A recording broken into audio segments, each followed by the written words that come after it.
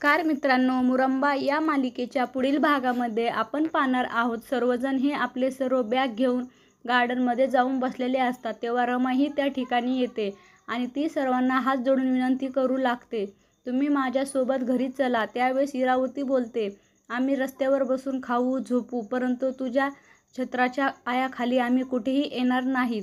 तेव्हा रमाही त्यांच्याकडे विनवणी करू लागते. तेव्हा अक्षय तिला बोलतो, तू आता आम्हाला घराच्या बाहेर काढले आहेस ना, आता आम्ही तुझ्यासोबत कधीच येणार नाही. तेव्हा रमा देखील रागाने निघून जाते आणि ती एका देवापुढे प्रार्थना करत असते. तेव्हा त्या ठिकाणी एक जोगतीने येते आणि जोगतीन बोलते, जे वागले आहेस ते एकदम योग्य आहे, परंतु आता तू गाफील राहून चालणार नाही. तुला एकदम सावध राहावं लागेल.